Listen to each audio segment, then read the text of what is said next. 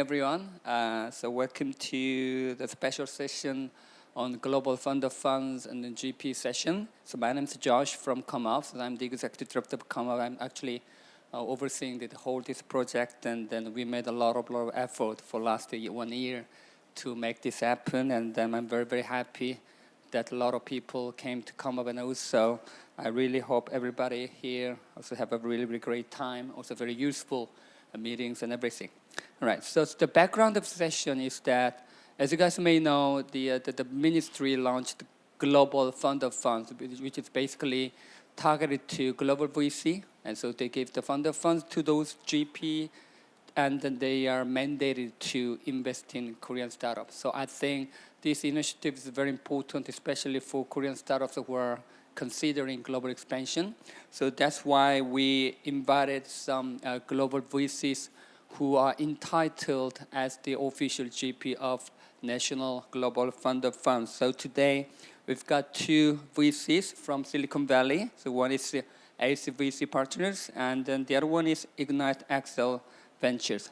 So they're gonna do some kind of presentation and then which area they're investing in. There's some kind of advice for Korean startups, particularly in the US market, and also you guys can have a very free Q&A session as well. So, firstly, the first session is ACVC Partners. So we've got the managing partner, Ho-Chan Lee. Mr. Ho-Chan Lee is here. So he also flew from the Silicon Valley to have a long trip to come here. So ACVC Partners is based in Silicon Valley, and then they are expertise in deep tech investment. And then in terms of the industry, they invest in the AI computing and hardware, software, and new materials, and also biotechnologies, etc. So in terms of the funding stage, they are more interested in the Series A stage startups. So let me invite Ho-Chan, and then please join me. Big applause for him. Please welcome. So the floor is yours, Ho-Chan. Thank you, Josh. So yeah, good morning, everyone. As introduced, I'm Ho-Chan Lee from ACVC Partners. So yeah, I'm very excited to be here today to share a little bit about our fund, and also want to dive into one of the most critical starting points for any startup's journey. So yeah, let's get started. So investing in the future together. This is our mojo. So we, as a ACVC Partners, pride ourselves in 2 things. First one is we act as a funnel, constantly peering into the future of industry. So we look at the future, and also secondly, we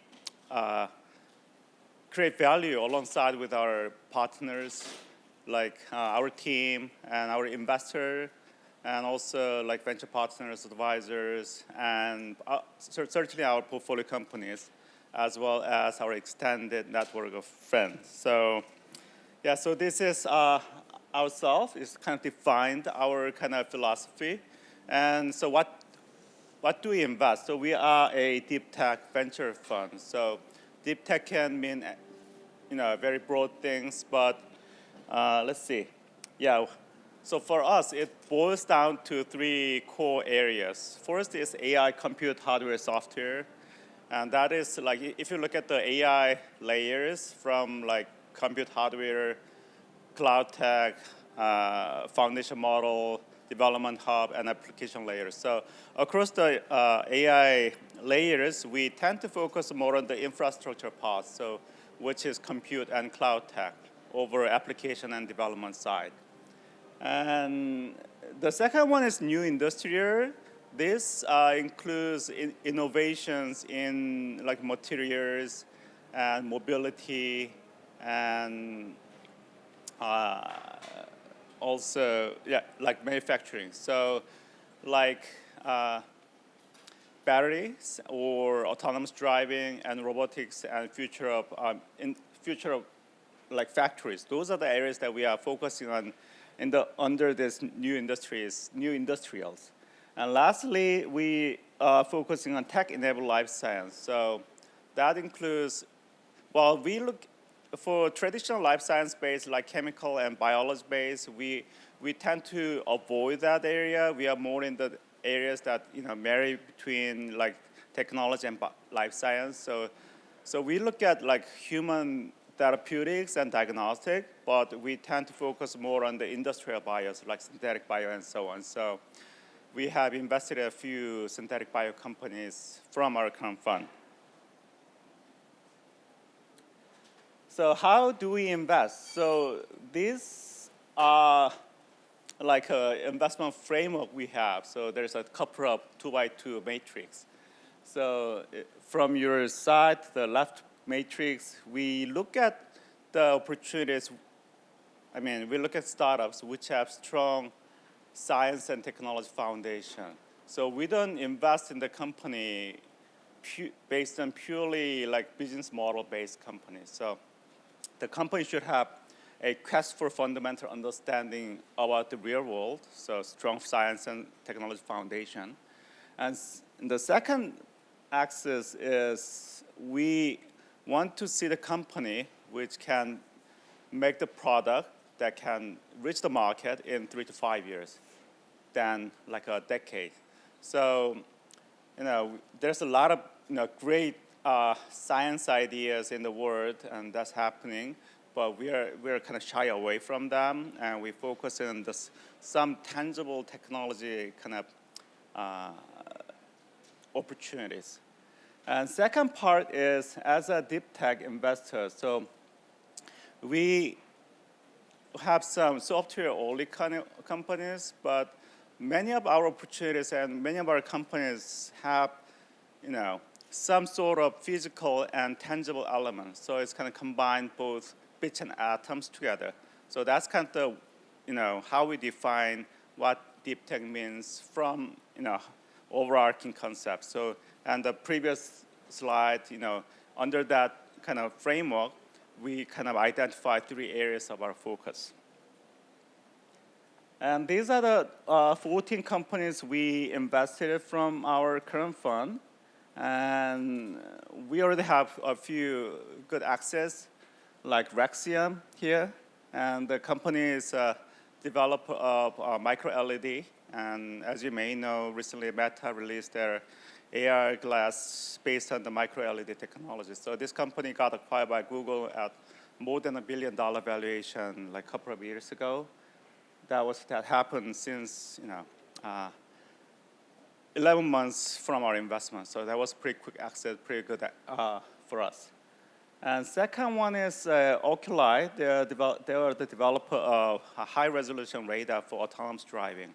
So if you look at the autonomous driving domain, there's 3 sensors, more or less, like a radar, LiDAR, and computer vision. So they're in the radar world, and the company got acquired by a company called Umbrella, which is a public company in the US, and more than $300 million. And there's another company, Darwin AI. It's the only Canadian company from our portfolio company. Others are all US-based. And this company, they have their own Gen AI kind of model. So we knew about Gen AI before OpenAI, but unfortunately, this company got acquired too early before that Gen AI kind of became a huge thing. So it was good exit, but not a huge exit. But we're pretty happy to be in the early kind of part of this Gen AI kind of journey. And others, again, pretty much belong to one of the 3 core areas of our focus. So, yeah, and the Encharge AI is the latest investment from our fund. They're developing analog in-memory kind of on-device AI kind of semiconductor out of Princeton University. So these are the kind of the investment that we have made. So you can kind of give you some sort of kind of the taste of our investment. So yeah, so back to the main point. So I want to kind of dive into one of the most critical kind of starting points again for any startup's journey. And when I was asked by kind of COMEUP team that to kind of have a seminar in this event, I kind of thought about maybe we can go back to the basic concept, why we start this kind of startup, and want to share that with you. And that also give you some idea how, as VC, we see the opportunity for any kind of startup we are meeting.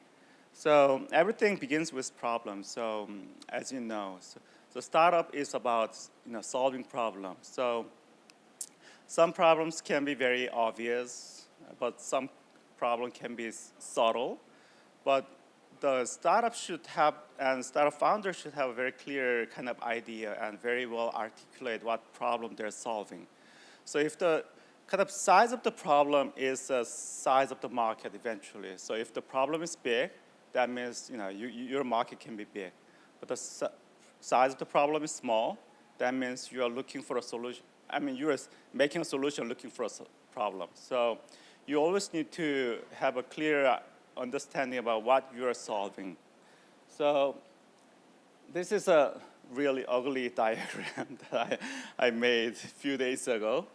And so again, so problem is kind of define what market you are in. So again, big problem, big market.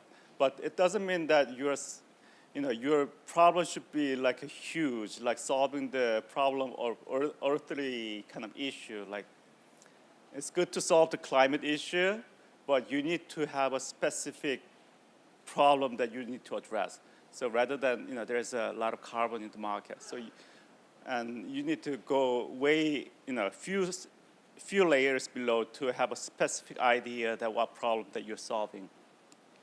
And solution is how. So problem is what you're fixing, and solution is how you're fixing, and solution is developed as a form of product and service. So solution to problem and product service to market. So once you have a solution, you can test whether your product has a product market fit. So whether your solution can really solve your problem. So there can be two things. If there's a no product market fit, that means you may find the wrong problem, or your solution may need to be different. So it's always good to have that kind of understanding as soon as possible, rather than waiting a long time to develop a perfect solution for your problem. So you need to go through a lot of iteration to find the real problem and real solution. And the last thing is not shown in this slide, but it's a kind of background. It's about team. So the team is actually who identify problem and who develop solutions. So we are looking at like market, product, and team. So this trifecta is a basic thing that we are looking at as a VC to evaluate any opportunities. So, and I'm sure that next presenter, my friend Claire, will have a more practical advice than me. But yeah, so this is it. So if you have any question, please feel free to ask. Thank you very much.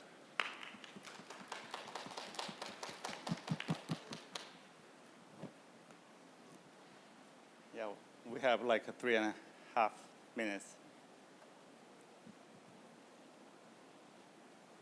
Okay. Yep. Got any question? Yeah.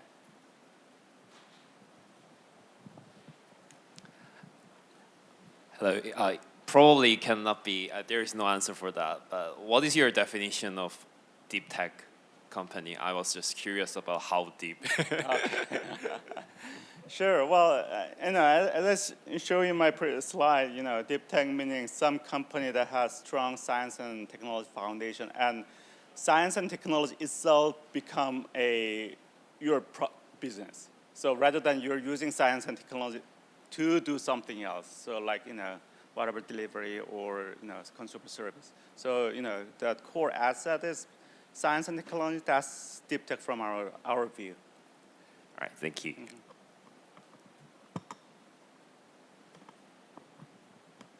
It's kind of obvious, but how do we contact you? Oh yeah, for sure. Yeah, you can ask the COMEUP team, and they have all my contact. Yeah, so no privacy here.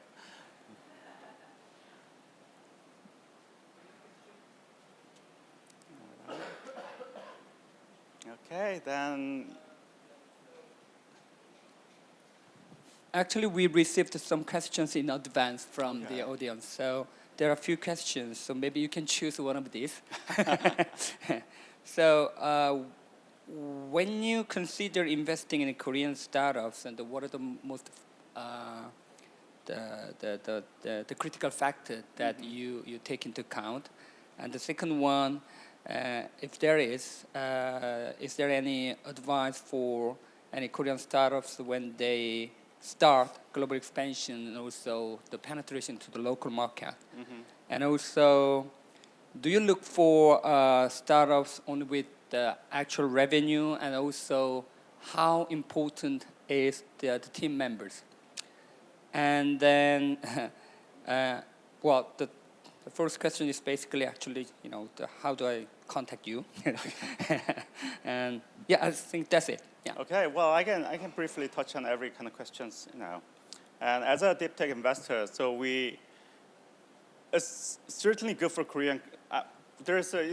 Deep tech is very culture neutral, so it doesn't really matter if you're a kind of Korean company or U.S. company or European company. So as long as you have a strong science and technology kind of foundation and solution to address the problem that you're solving, then I think geography doesn't really matter. So that's why as a VC in the Silicon Valley, we are interested in Korean startup because in deep tech, like a lot of semiconductor or biology, whatever, Korea has strong kind of talents, and so that's why we are interested in the Korean market.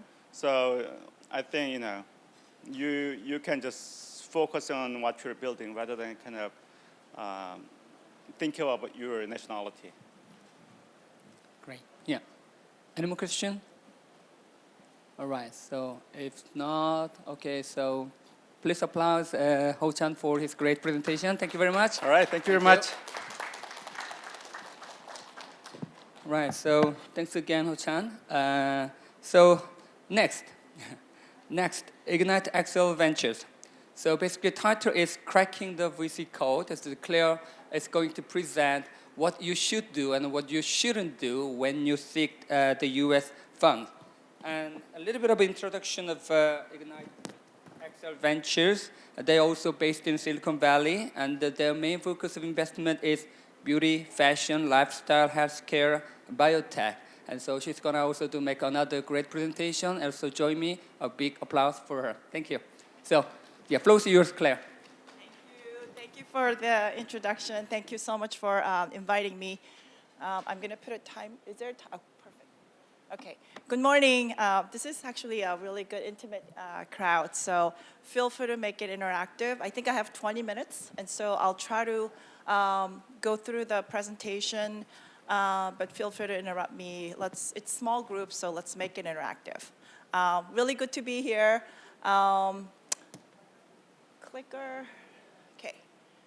I'll introduce just our fund first, what we do, and then go into sort of the do's and don'ts. Specifically, when you're pitching to the VCs, it's something that we often see Korean founders sort of make mistake. And these are sort of easy fixes that I feel everybody should know. And so I thought I would share the essentials today.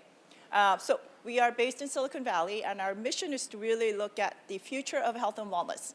And we say beauty, which we define very holistically. Beauty is not just aesthetic beauty, but really mental, spiritual, physical, everything that makes us to feel confident, live healthily is really how we're thinking about beauty. And we like to look at specifically science and technology-based solutions that have IP or highly defensible. Again, so this is beauty is health, health is beauty. Why now? Why beauty, health, and wellness? Everybody probably is aware of the fact that we have an aging society, not just in Korea, Japan, of course, but globally. This is happening all around the world, probably except for Africa. I think Southeast Asia still has, somewhat a birth rate growing, but I would say the majority of the rest of the world is aging. And what that means is that we really need to figure out, governments, the organizations, the public, really need to figure out how do we live healthy, because Otherwise, the Medicare, the medical cost to maintain all the population that are aging is going to basically spend, I think, what we can create. So that's a huge problem. And this sort of self-care, health awareness, proactive health, what we call, is not just happening with the aging population, but it's actually the spending is increasingly around millennials and Gen Z, really taking health self-care as a priority and spending the money and resources in how to really maintain health at very young age. And so this is sort of a cross-generation. And then, of course, with tremendous AI technology advancement, that where we see the biggest impact will be in the healthcare, with more precision medicine, personalized care. Where we are excited really is, how the advancement of technology will really change how we think about healthcare. And then, of course, it's massive. As investors, obviously, we have to look at the market opportunity, and it's massive opportunity. McKinsey predicts that next 10 years, where the biggest consumer spending will happen is in the health and wellness. Our unique dual angle is really our sort of superpower, our ability to kind of do cross-border, not only leveraging Korea's sort of strength as Ho-chan talked about. Korea has amazing talent base, but I believe Koreans are obsessed with health, right? Health and beauty. And I believe the innovation really, again, when it comes to beauty, personal care, Korea has been really setting the trend worldwide. I think even in healthcare, Koreans are really proactive. I actually come here and do all my, medical checkups and all the doctor visits here. So this is where I believe we can find amazing innovation. And then also being able to bring sort of global companies to also access Korea, and then vice versa. Just history, I'm going to skip this. We started as an accelerator, so we're very good at working with founders at a very early stage. And that's why our fund also focuses on pre-seed or seed, pre-A by Korean term stage.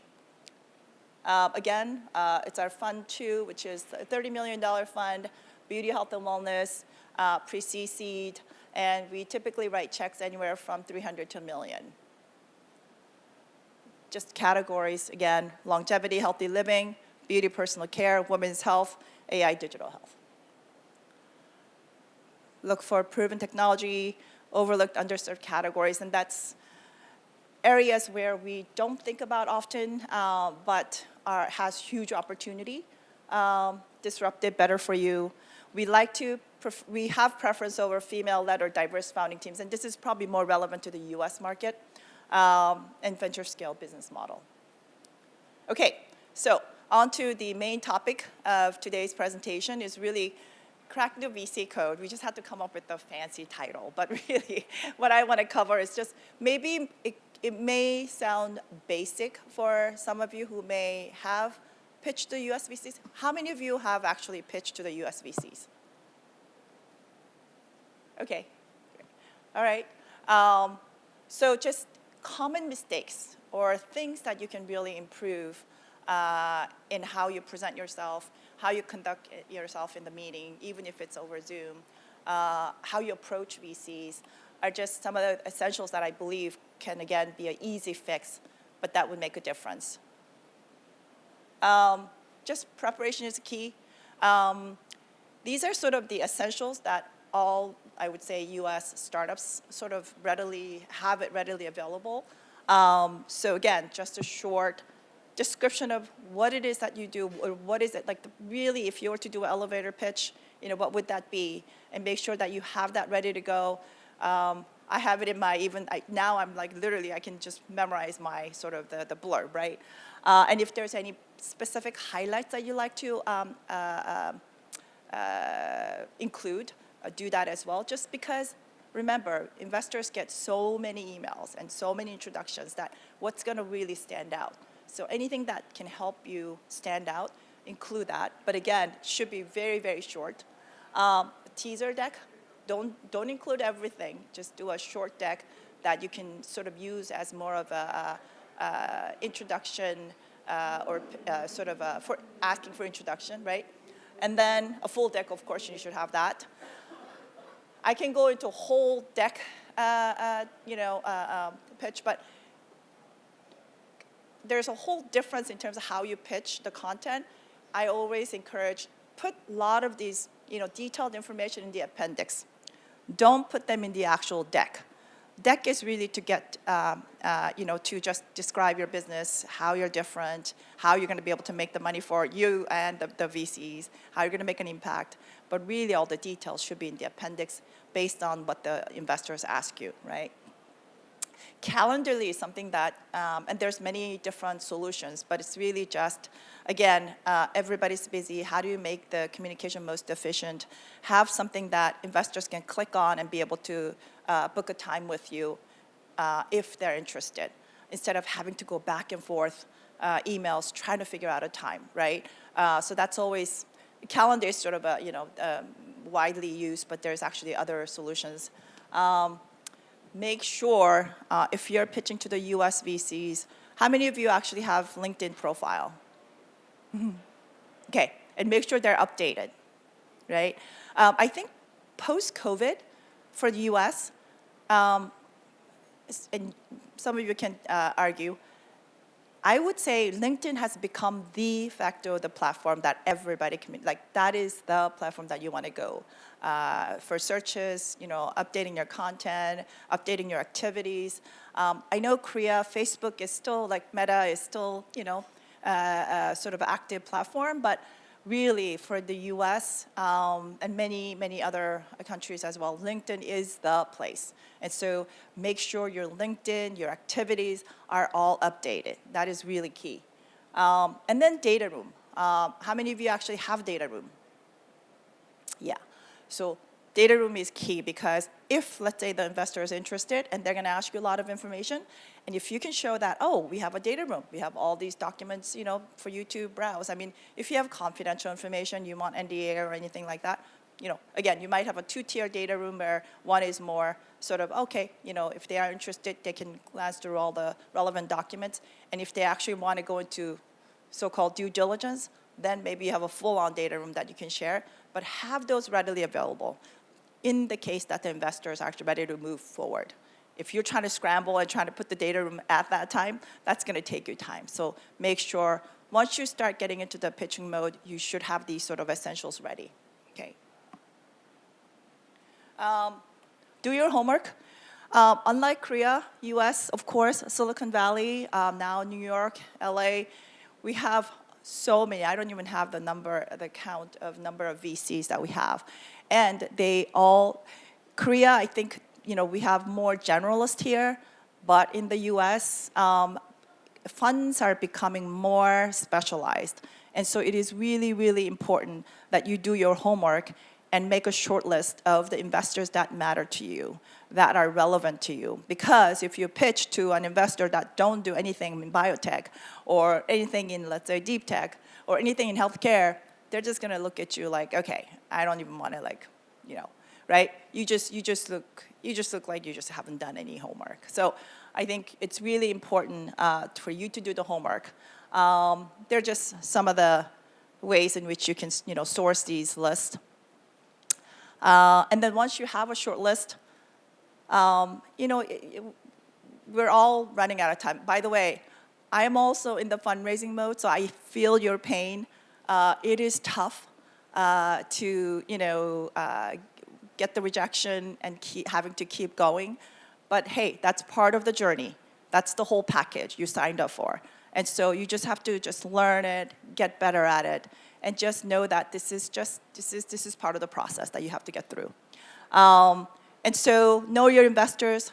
I would say our portfolio companies who are really good at this, they'll have a full list of investors. They'll have the ones that they know they can lead.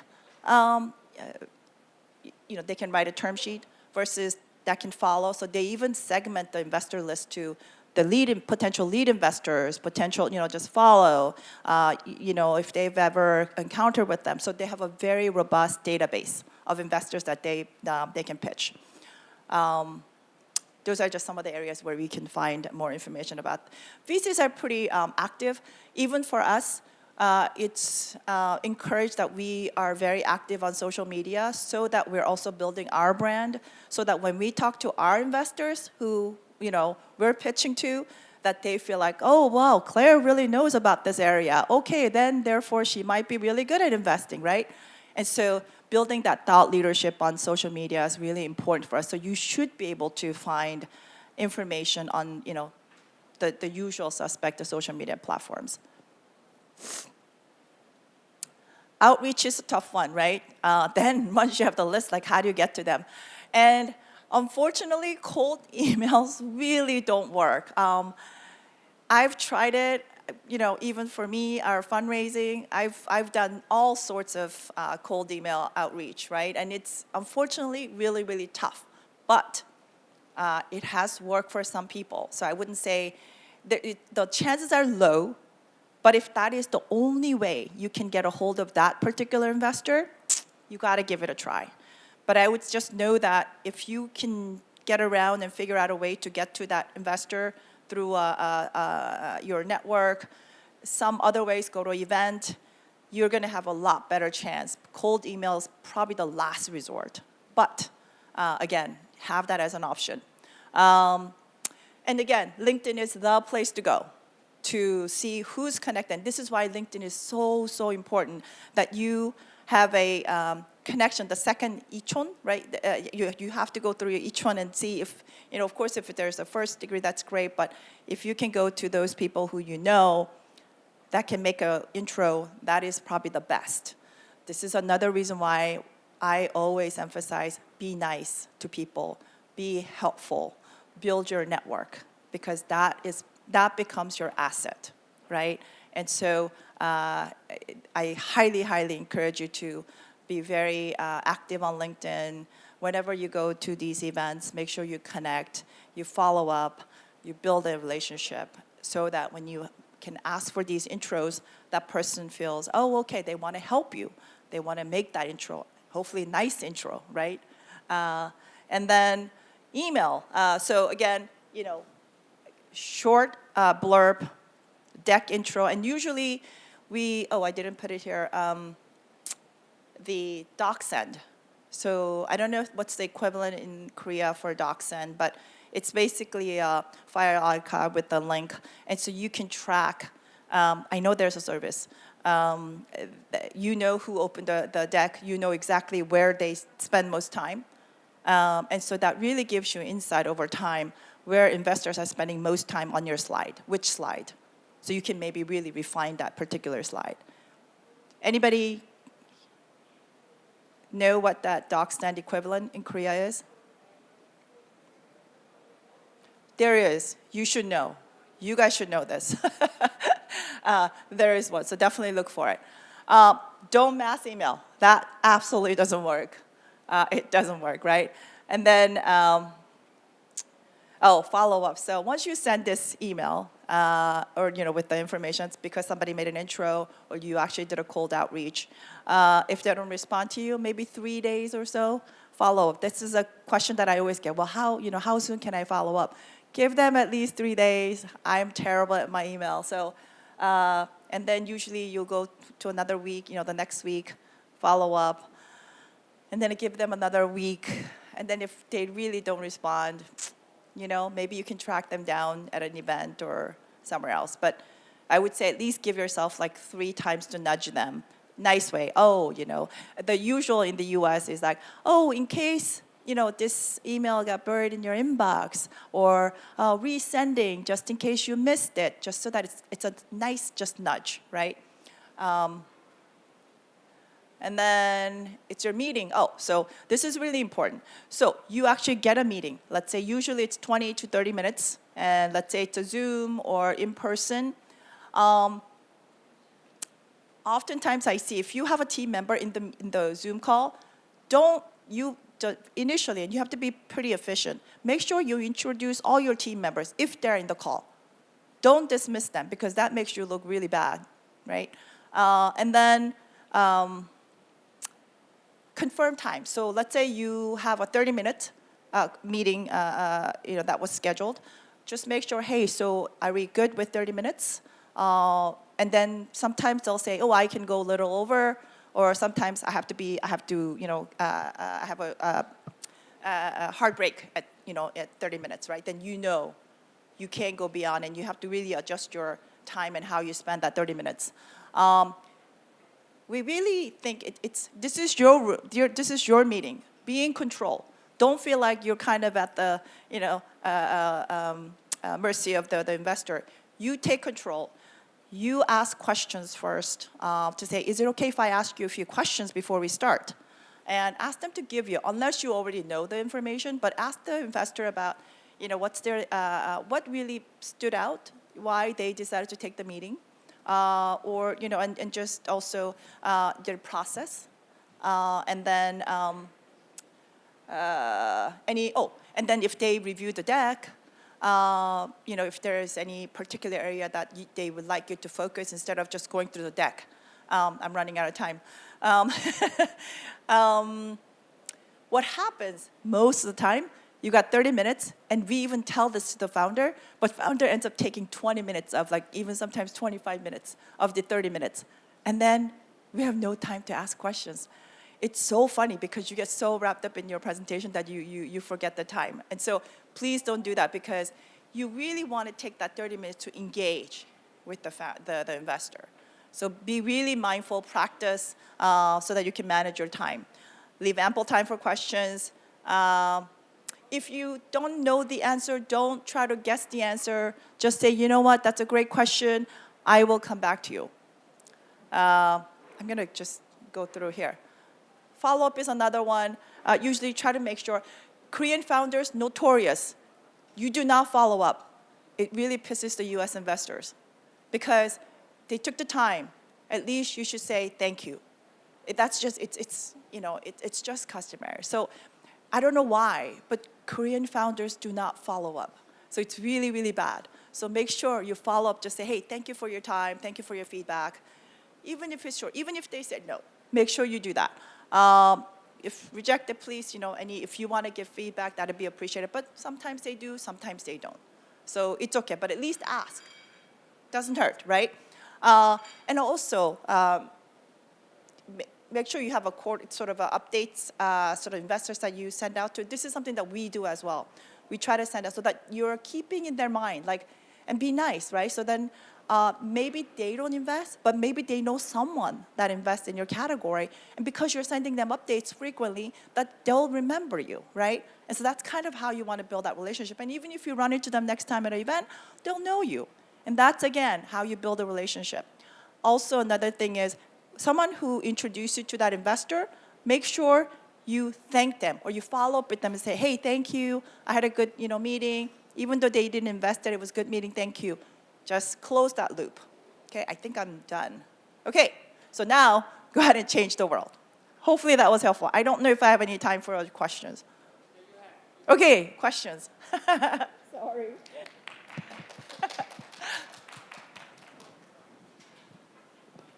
Clear?